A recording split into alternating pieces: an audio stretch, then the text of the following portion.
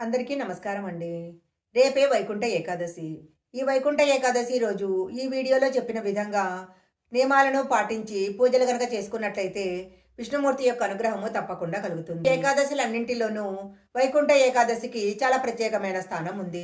ఈ ఏకాదశి రోజు ఉపవాసం ఉన్నట్లయితే 12 ఏకాదశుల్లో కూడా ఉపవాసం ఉన్న పుణ్య ఫలితం దక్కుతుంది. ఈ ఏకాదశి రోజు విష్ణుమూర్తి ఉత్తర ద్వారం గుండా భక్తులకు దర్శనం ఇస్తారు. విష్ణుమూర్తికి ఎంతో ఇష్టమైన ఏకాదశి రోజు ముక్కోటి దేవతలతో కలిసి విష్ణుమూర్తి భూలోకానికి వస్తారు. ఈ ముక్కోటి ఏకాదశి రోజు ఏదైనా విష్ణాలయానికి వెళ్ళి విష్ణుమూర్తిని ఉత్తర ద్వార దర్శనం చేసుకోవాలి. అయితే తెల్లవారుజామునే గనక విష్ణుమూర్తి దర్శనం చేసుకున్నట్లయితే మంచి ఫలితాలు కలుగుతాయి. ముక్కోటి ఏకాదశి రోజు ఉత్తర ద్వార దర్శనం చేసుకున్నట్లయితే జన్మజన్మల పాపాలు తొలగిపోయి కోటి జన్మల పుణ్య ఫలితం లభిస్తుంది. ముక్కోటి ఏకాదశి రోజు ఉపవాసం గనక ఉన్నట్లయితే అఖండ ఐశ్వర్యం లభిస్తుంది. మిగిలిన ఏకాదశుల కంటే ఈ ఏకాదశి రోజు చేసే ఉపవాసానికి చాలా ప్రముఖ స్థానం ఉంది. ముక్కోటి ఏకాదశి రోజు తెల్లవారుజామునే నిద్రలేచి ఇల్లంతా శుభ్రం చేసుకొని తలస్నానం చేసిన తర్వాత పూజా గదిని కూడా శుభ్రం చేసుకోవాలి. పూజా గది ముందు అష్టదళ పద్మం ముగ్గు వేసుకోవాలి. పూజా గదిలో ఉన్న వెంకటేశ్వర స్వామి చిత్రపటాన్ని శుభ్రం చేసుకొని గంధము బొట్టుతో అలంకరించాలి. వెంకటేశ్వర స్వామి చిత్రపటానికి తులసిమాలను అలంకరించాలి. ఈ రోజు తప్పనిసరిగా వెంకటేశ్వర స్వామికి తులసిమాలను అలంకరిస్తే చాలా మంచిది. తులసిమాల వేయలేని వారు కనీసము తులసి దళాలైనా స్వామికి సమర్పించాలి. విష్ణుమూర్తికి తామర పువ్వులు తులసి దళాలను ఉపయోగిస్తే చాలా మంచిది. తులసిమాల సమర్పించినట్లయితే సర్వపాపాలు తొలగిపోతాయని పురాణాల్లో చెప్పబడింది. ఏదైనా తీపి పదార్థాలను విష్ణుమూర్తికి నైవేద్యంగా పెట్టాలి. వైకుంఠ ఏకాదశి రోజు ఉదయం 10 గంటల లోపే దేవుని పూజ చేసుకున్నట్లయితే చాలా మంచిది. ముక్కోటి ఏకాదశి రోజు ఇంట్లో దీపారాధన చేసేటప్పుడు ఓం నమో నారాయణాయ అనే మంత్రాన్ని జపిస్తూ పూజ చేసుకోవాలి. ఈ మంత్రం చాలా శక్తివంతమైనది. సర్వ పాపాలను తొలగించి అఖండ పుణ్యాన్ని ప్రసాదిస్తుంది. మీరు తలబెట్టే ఏ పనులైనా కూడా దిగ్విజయంగా పూర్తవుతాయి. ముక్కోటి ఏకాదశి రోజు ఉసిరి చెట్టును రావి చెట్టును తాకి నమస్కారం చేసుకుంటే చాలు, మీ కష్టాలన్నీ కూడా తీరిపోతాయి. ఉసిరి చెట్టులో లక్ష్మీదేవి, ఉసిరి చెట్టులో విష్ణుదేవుడు కొలువై ఉంటాడు. అందువలన ఆ చెట్టును తాకి నమస్కారం చేసుకున్నట్లయితే ఎంతో పుణ్యఫలం లభిస్తుంది. విష్ణుమూర్తి రావి చెట్టులోనూ ఉసిరి చెట్టులోనూ అరటి చెట్టులోనూ నివసిస్తాడని అంటారు. అందువలన ఈ చెట్లు చాలా పవిత్రమైనవి.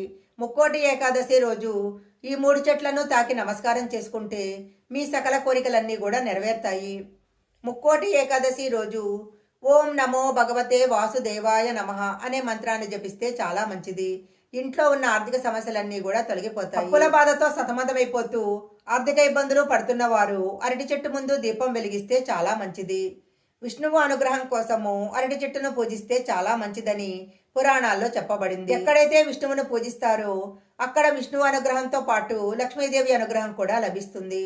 అందువలన ముక్కోటి ఏకాదశి రోజు లక్ష్మీదేవిని ప్రసన్నం చేసుకోవటానికి తులసి చెట్టు ముందు దీపారాధన చేసి తులసి చెట్టుకు ప్రదక్షిణాలు చేయాలి. ముక్కోటి ఏకాదశి రోజు పసుపు రంగు బట్టలు, ఎరుపు రంగు బట్టలు ధరిస్తే చాలా మంచిది. ఎరుపు పసుపు రంగులు విష్ణుమూర్తికి చాలా ఇష్టమైన రంగులు. ఎరుపు రంగు గాని పసుపు రంగు గాని బట్టలు ధరించి నుదుటిపైన పసుపు తిలకం పెట్టుకొని విష్ణువును పూజించినట్లయితే విష్ణువు యొక్క అనుగ్రహము ఎప్పుడూ మీ కుటుంబంపైనే ఉంటుంది. ముక్కోటి ఏకాదశి రోజు దాన ధర్మాలకు ఎంతో ప్రాధాన్యత ఉంది.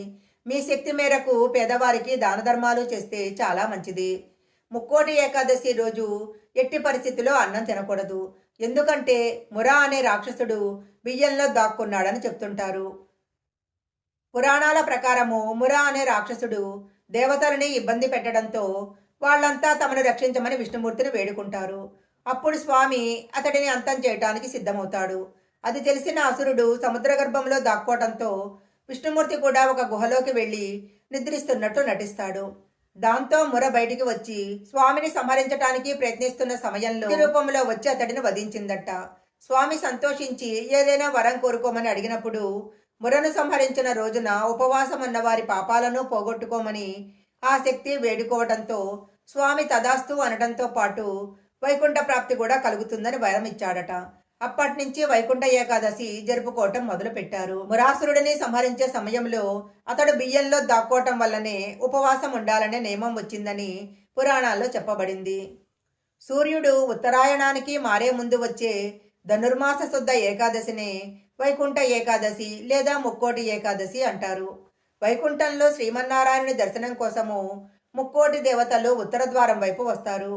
అప్పుడు శ్రీదేవి భూదేవి సమేతుడై శ్రీ మహావిష్ణువు ఉత్తర ద్వారం వైపు వచ్చి ముక్కోటి దేవతలకు దర్శనమిస్తాడట. అందుకే దీన్ని ముక్కోటి ఏకాదశి అంటారు. ఈ రోజున వైకుంఠ వాకిళ్లు తెరుచుకొని ఉంటాయి. విష్ణాలయంలో ఉత్తర ద్వారము తెల్లవారుజాము నుంచే తెరిచి ఉంటుంది. ఆ ద్వారం నుంచే భక్తులు స్వామివారి దర్శనం చేసుకుంటూ ఉంటారు. ఉత్తర ద్వారం నుంచి విష్ణువతారంలోని దేవుడి దర్శనం చేసుకుంటే ఏడాదంతా కూడా ఎలాంటి సమస్యలు లేకుండా జీవితం ఆనందంగా సాగిపోతుందని భక్తులు నమ్ముతుంటారు. ఈ వీడియో కనుక మీకు నచ్చినట్లయితే లైక్ చేయండి, షేర్ చేయండి. ఇలాంటి మరిన్ని వీడియోల కోసం మా ఛానల్ సబ్స్క్రైబ్ చేసుకోండి. పక్కనే ఉన్న బెల్ ఐకాన్ని యాక్టివేషన్ చేసుకుంటే మేము పెట్టే వీడియోలన్నీ కూడా మీకు ముందుగానే నోటిఫికేషన్గా వస్తాయి. మరొక మంచి వీడియోతో మళ్ళీ కలుసుకుందాం.